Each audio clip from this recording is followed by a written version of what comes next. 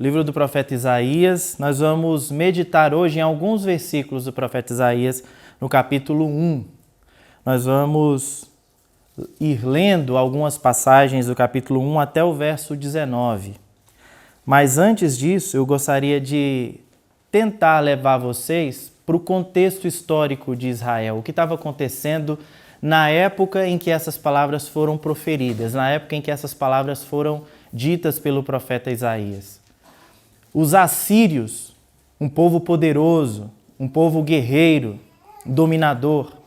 Os assírios estavam em declínio. Então imagina um reino poderoso, conquistador, em declínio, começando a perder força, perder poder. Nesse mesmo momento, Israel, que nessa época era dividida em dois reinos, a nação de Israel era dividida entre o reino do norte e o reino do sul.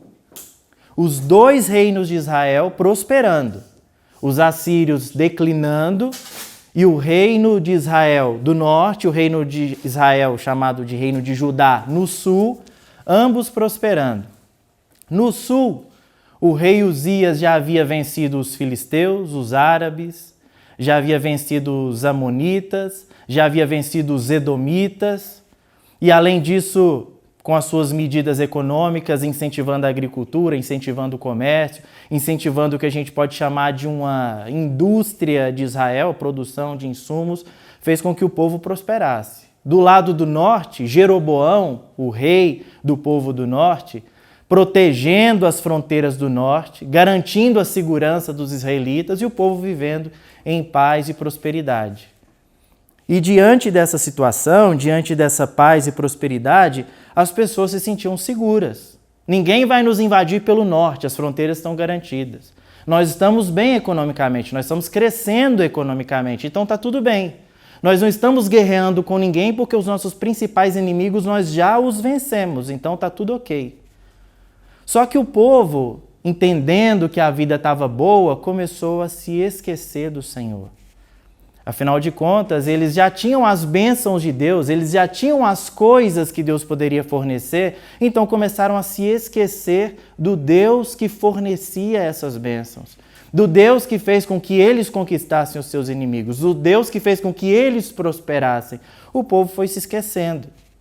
A vida estava tranquila, as pessoas não estavam em crise, então as pessoas, o povo de Israel, tanto da parte do norte quanto da parte do sul, começaram a se esquecer do Senhor. E é justamente nessa época, nesse período, que Deus levanta nas tribos do norte o profeta Amós. E nas tribos do sul, os profetas Miqueias e Isaías. E mais tarde o profeta Oséias.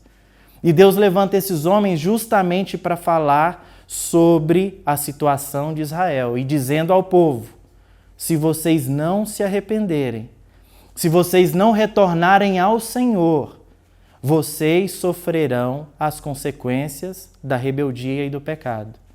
Se vocês não retornarem a buscar ao Senhor, ao invés de apenas as suas bênçãos, se vocês não voltarem os seus corações para o Senhor, vocês terão consequências. Os inimigos que vocês pensam já estar vencidos poderão retornar.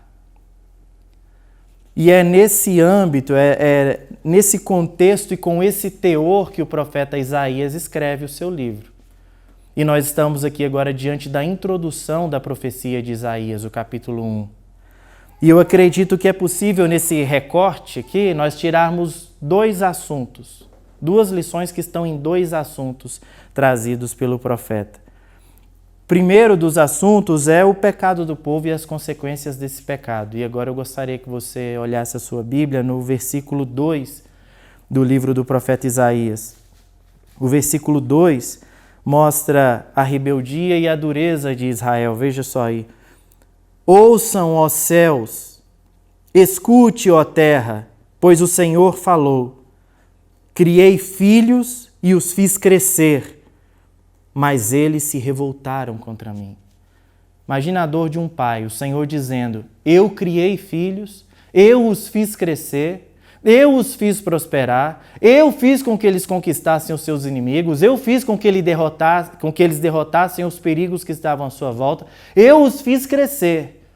Eu criei esse povo, eu chamei esse povo do Egito. Eu prometi esse povo a Abraão. Eu gerei esse povo, mas eles se esqueceram de mim. O versículo 5 ainda do livro do profeta Isaías, capítulo 1, diz: por que haveriam de continuar a ser castigados? Deus está dizendo ao povo, por que vocês querem ser castigados? É como um pai que diz para o seu filho, eu vou te castigar se você fizer isso, e um menino continua fazendo. E aí o pai está dizendo, por que você quer ser castigado? Não é o que eu quero, mas parece que é o que você quer. Você quer passar por um momento difícil, você quer que os seus inimigos retornem. Vocês querem ser castigados. Por que insistem na revolta? Por que esse coração duro? A cabeça toda está ferida, todo o coração está sofrendo. Deus está dizendo ao povo, vocês já estão começando a colher as consequências do pecado de vocês, da rebeldia de vocês, da dureza de vocês.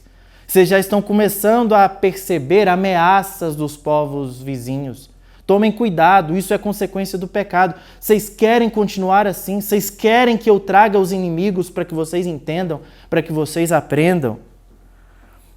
Mas, em segundo lugar, a segunda consequência do pecado é a ignorância sobre quem é Deus, sobre o próprio Deus. As pessoas não estavam preocupadas com quem era o Senhor.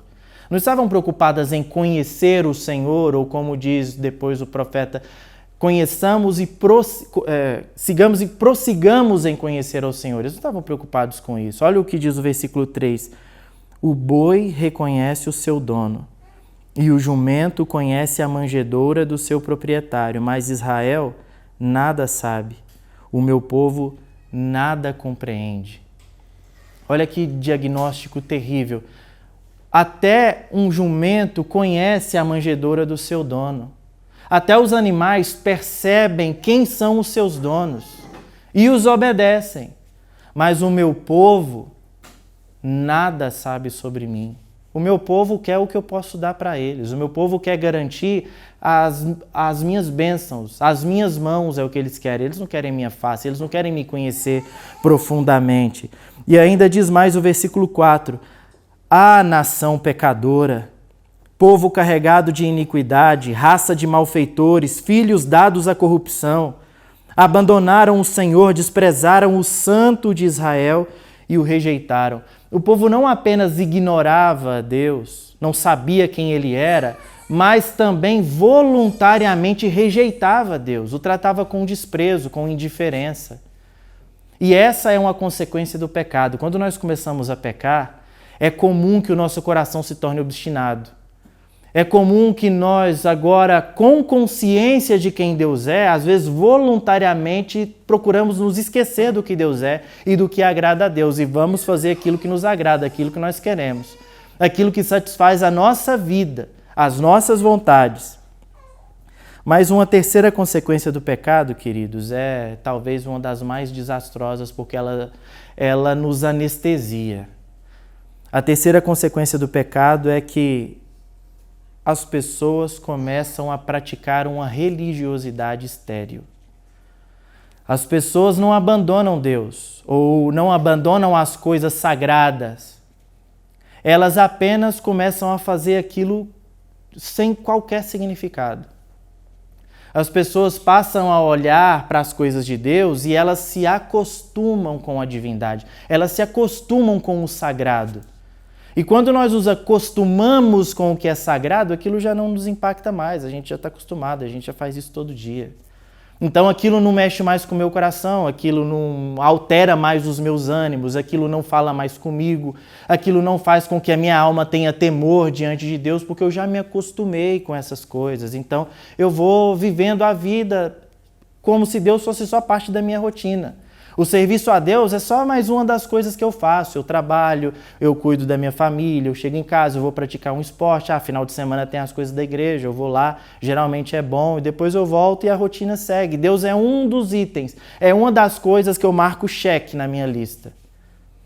E quando nós olhamos para o verso 10, olha o que o Senhor diz.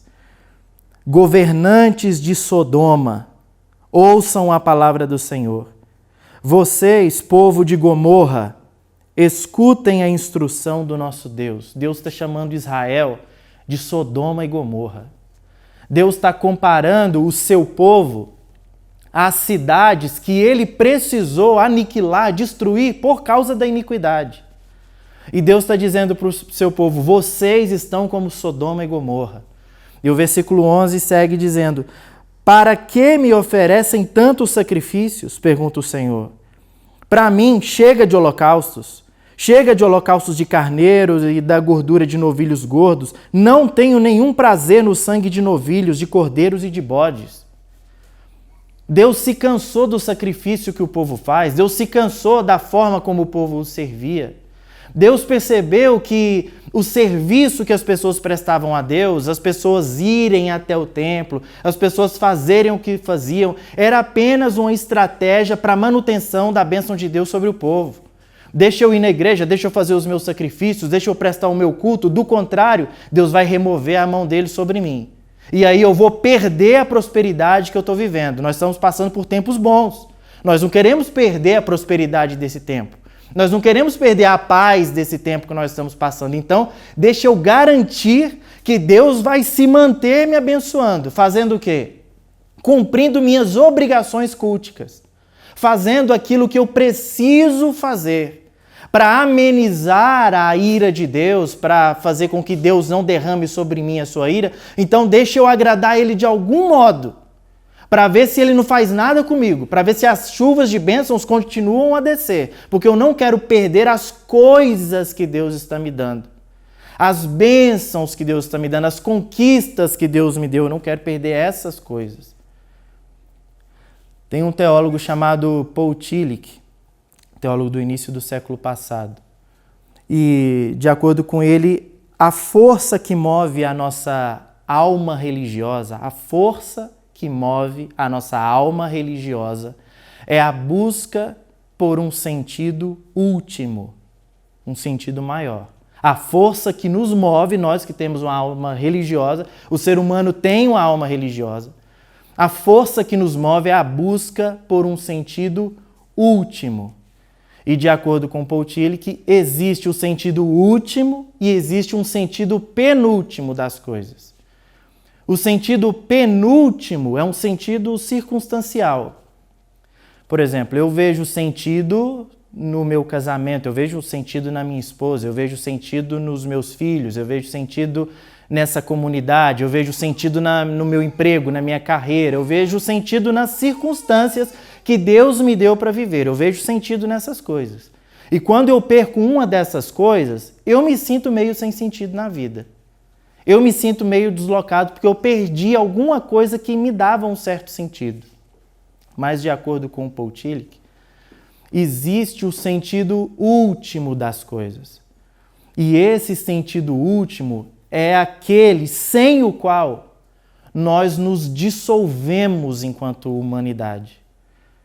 O sentido último das coisas é aquilo sem o qual eu não consigo viver. O sentido último das coisas é aquilo no qual eu preciso me agarrar o tempo todo, porque é aquilo que me dá força para viver, é aquilo que me garante. Eu preciso disso para existir. Sem isso, eu não consigo existir. Esse é o sentido último das coisas, de acordo com o Tillich. E ele diz que Deus é o sentido último das coisas. E, na verdade, ele diz mais. Ele diz que Deus é o nome daquilo que nós consideramos o nosso sentido último. Quer dizer, aquilo que você adora, aquilo que é alvo da sua devoção, da sua adoração, aquilo que realmente você busca como cerne, o sentido da sua vida, isso é Deus. Você pode estar buscando ao Deus verdadeiro ou você pode estar buscando a deuses falsos. Mas o que você adora, o que você busca como sentido de tudo, isso é Deus, de acordo com Paul Tillich. E o que nós vemos é que há uma inversão dessas coisas, porque quando eu me aproximo de Deus para pedir a Ele algo que é penúltimo, na verdade eu estou querendo o que é penúltimo e não Deus, que é o último. Um exemplo mais simples. Quando eu me aproximo de Deus dizendo, Senhor, eu preciso de um emprego, eu gostaria que o Senhor me arrumasse um emprego. e Deus não me arruma o emprego, e eu fico de mal com Deus, então, na verdade, eu queria o emprego e não Deus. Eu me aproximo de Deus pelo que Ele me dá, pelo que Ele me fornece, pelas coisas que Ele viabiliza para mim, e não por causa dEle. Ele não é o sentido último da minha vida. Ele não é tudo o que eu quero, Ele não é tudo com que eu me ocupo. Não, Ele é uma coisa periférica. Deus se torna um meio para que eu conquiste algo. Deus se torna um meio para que eu adquira o que realmente eu quero, o que realmente é o sentido último da minha vida. Deus se torna apenas um meio. Deus se torna penúltimo para eu alcançar o último, que é o que realmente eu quero, que é o que realmente eu gostaria. E diante disso, o profeta, diante dessa realidade do povo, que era isso que o povo estava vivendo, o profeta diz em nome do Senhor nos versos 12 e 13: quando vocês vêm à minha presença, quem pediu que pusessem os pés em meus átrios? Parem de trazer ofertas inúteis. Olha só a palavra de Deus. Já imaginou Deus dizendo isso para nós? O que vocês estão fazendo aqui? Quem pediu para vocês virem aqui desse modo? Parem de trazer ofertas inúteis. Parem de cantar. Parem de fingir que tem alguma coisa a ver comigo, tudo isso que vocês estão fazendo. O texto segue dizendo: o incenso de vocês é repugnante para mim. Luas novas, sábados e reuniões, não consigo suportar as suas assembleias, os seus cultos, os seus ajuntamentos cheios de iniquidade. Deus dizendo para o seu povo: eu não consigo suportar as reuniões de vocês. Eu não consigo suportar um culto de vocês. O que vocês fazem causa em mim enjoo. Eu já estou enfadado disso, eu cansei disso que vocês fazem para mim. Porque, em última análise, vocês não fazem nada disso para mim, vocês fazem tudo isso para vocês. Vocês fazem tudo isso para se beneficiar. Quantas pessoas agora não estão se aproximando de Deus, da divindade, em uma reunião, estão oferecendo sacrifícios? A pessoa que está à frente está dizendo para as pessoas que se elas oferecerem sacrifícios, Deus será favorável a elas. Se elas tiverem fé, elas vão poder mover o braço de Deus em sua direção, em seu favor. Como se Deus fosse um joystick que eu posso usar, um controle de videogame que eu aperto e ele reage da forma que eu aperto, da forma que eu falo. Quantas pessoas não se aproximam de Deus para que Deus faça alguma coisa para elas? O único objetivo é esse. Deus é um gênio da lâmpada, um Papai Noel, que as pessoas se aproximam, se relacionam com Ele para que elas sejam beneficiadas em alguma coisa. E caso elas não sejam beneficiadas, então Deus é descartável. Pode deixar Deus de lado. Nós usamos para com Deus uma lógica de mercado. Deus se torna uma utilidade nossa. Deus se torna algo que funciona. Agora, no início do ano, eu participei de uma palestra. Todo início de ano, os professores recebem uma palestra motivacional. Eu não sei outros professores, mas nada me desmotiva mais do que uma palestra motivacional para começar o ano. Mas o palestrante evangélico disse uma coisa interessante. Ele disse: nós precisamos colocar Deus em primeiro lugar. Aí eu pensei, eu estou fechado com esse cara. É isso aí mesmo. Nós precisamos colocar Deus em primeiro lugar. E na sequência, ele disse uma frase que na hora eu anotei, que eu pensei, eu vou usar essa frase em algum momento. E chegou a hora. Ele disse: Deus é uma força que nos ajuda a produzir resultados. Querendo nos animar, querendo nos colocar para cima, ele disse: vocês, professores, peguem com Deus. Porque Deus é uma força que nos ajuda a produzir resultados. Em outras palavras, ele está dizendo: Deus funciona. Deus funciona. E quantas pessoas vêm até Deus com isso em mente? Deus funciona. Eu estou com um problema no meu casamento. A minha amiga, o meu amigo disse que Deus funciona. Deixa eu ir para a igreja que Deus vai ajudar o meu casamento. Eu estou com um problema financeiro. Eu vi um programa na televisão, eu vi alguém dizendo que Deus funciona. Se eu der a oferta lá na quantia certa, vai acontecer o que eu quero, porque Ele não falha, Ele funciona direitinho. E nós começamos a nos relacionar com Deus nessa lógica de mercado. Então eu vou até Deus porque Ele funciona, Ele é essa força, essa energia que faz com que eu consiga obter as minhas coisas, então eu vou para perto dele porque eu vou conseguir ter o que eu quero. E se eu não conseguir, eu vou procurar outra coisa que funcione melhor que Deus, porque Ele é só uma das coisas que funcionam. E Deus olha para esse povo e diz nos versos 14 e 15: suas festas de lua nova e suas festas fixas, eu as odeio. Tornaram-se um fardo para mim, não as suporto mais. Quando vocês estenderem as mãos em oração, esconderei de vocês os meus olhos. Mesmo que multipliquem as suas orações, não as escutarei. Deus está dizendo ao povo, vocês podem fazer vigília, vocês podem ir para o monte, pode passar a madrugada orando. Eu não escuto mais vocês. Eu não quero saber mais da prática cultica de vocês, porque tudo que vocês fazem é automatizado. Tudo que vocês fazem é fruto de um mecanismo no qual vocês já entraram e já fazem parte disso. E as coisas todas são feitas de modo mecânico. Nada disso é para mim, tudo volta para vocês, então eu não estou nem aí para o que vocês estão fazendo. Pode orar até babar, pode passar a noite em vigília, pode fazer louvorzão, eu não me importo. Mais do que não me importa, eu odeio quando vocês fazem isso. E o resto do versículo 15 diz: as suas mãos estão cheias de sangue.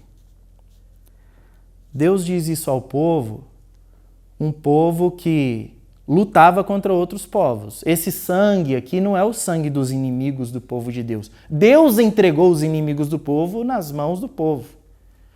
O sangue que Deus denuncia, que está nas mãos das pessoas, é o mesmo sangue que estava nas mãos de Caim. É o sangue de quando um irmão fere o outro.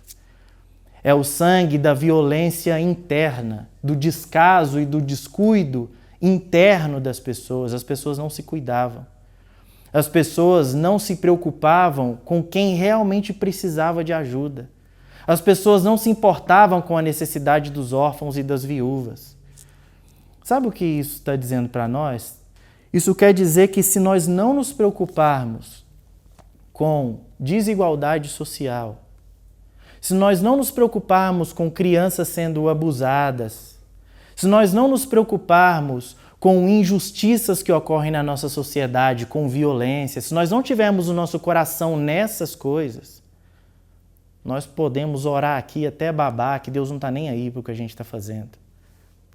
Se nós não nos cuidarmos, se esse ambiente não for um ambiente de cuidado mútuo, um ambiente onde eu me preocupo de verdade com a sua vida, você se preocupa comigo e nós vamos nos ajudando e nós vamos nos considerando importantes. Se isso não for verdade, nada do que a gente faz tem significado. Nós podemos cantar, nós podemos falar, eu posso falar aqui por horas, nada disso vai adiantar, porque nós temos sangue nas mãos. Nós não cuidamos uns dos outros, ao contrário, nós violentamos uns aos outros. Nós chegamos aqui com sangue nas mãos, com a violência com a qual nós tratamos o cônjuge. Nós chegamos aqui com sangue nas mãos por causa da forma violenta como nós tratamos os nossos filhos. Nós chegamos aqui com sangue nas mãos por causa do nosso coração enrijecido que jamais perdoa. Nós estamos com sangue nas mãos por cada ato de violência que nós cometemos ou que nós pensamos, nós estamos com sangue nas mãos. E Deus está dizendo, vocês têm sangue nas mãos, eu não escutarei vocês, eu não quero saber de vocês. É por isso que o Senhor Jesus, usando as palavras do profeta Isaías, disse para os religiosos do seu tempo: esse povo me honra com os lábios, mas o seu coração está longe de mim. Tudo que eles fazem aqui é cada um preocupando consigo mesmo e acabou. Ninguém está nem aí, nem comigo e nem com as pessoas que estão ao seu lado. Mas o segundo assunto que Isaías trata, além de mostrar o pecado do povo e as suas consequências, o segundo assunto tratado pelo profeta Isaías é a solução para o pecado. E nós vemos isso nos versículos 16 e 17. Deus requer de nós uma atitude.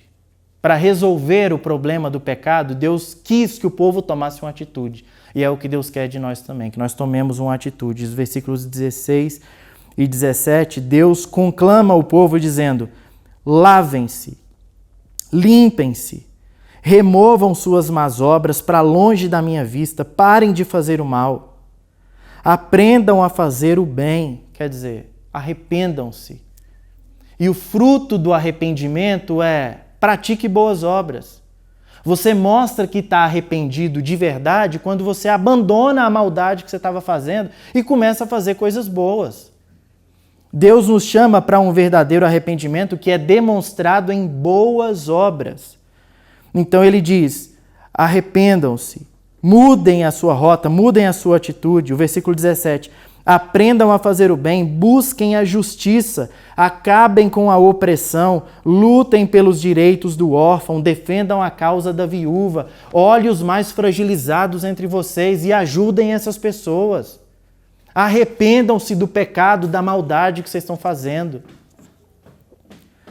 E uma segunda atitude, que a primeira atitude é uma atitude nossa. Nós precisamos nos voltar para Deus, nós precisamos nos arrepender. Mas a segunda atitude é uma atitude de Deus. Olha o que Deus diz, versículo 18 e 19. Venham, vamos refletir juntos, diz o Senhor. Embora os seus pecados sejam vermelhos como escarlate, eles se tornarão brancos como a neve. Embora sejam rubros como púrpura, como lã se tornarão. Se vocês estiverem dispostos a obedecer, comerão os melhores frutos da terra. Eu acho linda essa passagem, esse momento, quando o Senhor convida um povo obstinado, o Senhor convida o povo com o coração enrijecido, um povo rebelde, um povo duro. O Senhor convida esse povo e diz para eles: venham. O pecado é de vocês. Os problemas pertencem a vocês. A rebeldia contra mim é fruto do coração duro de vocês.